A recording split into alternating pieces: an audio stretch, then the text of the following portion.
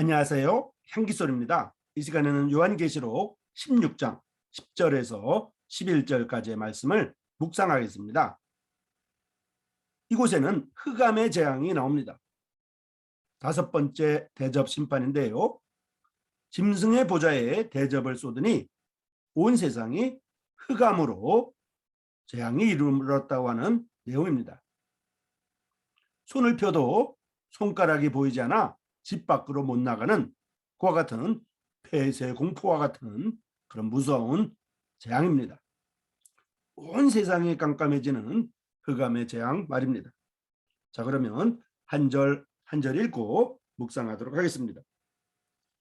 또 다섯째가 그 대접을 짐승의 보좌에 쏟으니 그 나라가 곧 어두워지며 사람들이 아파서 자기 혀를 깨물고 라고 되어 있습니다.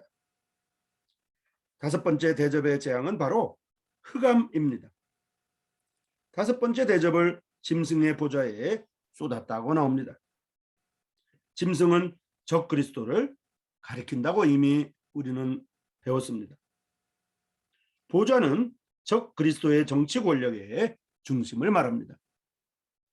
짐승의 나라라고 하는 것은 적 그리스도의 세력 범위, 즉 선지자 다니엘의 예언 중에서 신상의 10발가락이며 옛 로마 제국 판도네의 10개국 연맹입니다. 이 어두움의 재앙은 애굽의 9번째 재앙과 흡사합니다. 출애굽기 10장 21절에서 23절까지 나와 있는 애굽의 9번째 재앙인 어두움의 재앙과 흡사합니다. 당시 하나님께서 큰 어두움을 애굽에 내릴 때 손을 펴도 손가락이 보이지 않아 무서워 사람들은 집 안에 숨어 밖으로 나오지 못하였습니다. 그때 이스라엘 백성의 집은 밝았습니다. 그들은 어둠의 영향을 받지 않았습니다. 마찬가지로 어두움이 짐승의 나라에 임할 때도 짐승의 나라는 어두움에 덮여 모든 사람이 두려워합니다. 다만 짐승의 표를 받지 않고 짐승의 우상에게 경배하지도 않은 그러한 자들만이 어둠의 영향을 받지 않습니다. 그리고 아파서 자기 혀를 깨물고 라고 되어 있는데요. 혀를 깨무는 것은 사람의 고통 중 가장 아픈 것입니다. 그들이 받은 고통은 생지옥을 지나가는 것 같이 참기 힘듭니다. 그래서 고통을 참지 못하여 혀를 깨물고 그리고 자살하려는 것입니다. 그러나 죽지 않을 뿐만 아니라 오히려 고통을 하나 더 증가시킬 뿐입니다. 악인은 항상 혀로 범죄하고 큰소리치고 심지어 거룩한 영생의 하나님의 말씀을 회방했기 때문입니다. 하나님은 그들이 마땅히 받아야 할 보응을 받게 하시는 것입니다.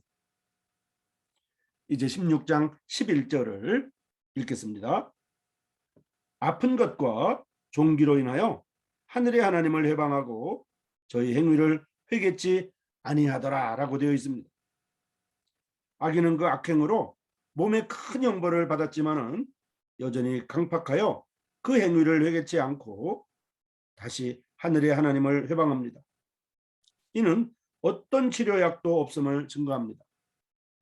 이는 마치 하나님께서 애굽 땅에 10가지 재앙을 내렸을 때에 바로가 비록 입으로는 잘못을 인정했지만은 끝내 그 행위를 회개치 않음과 같습니다.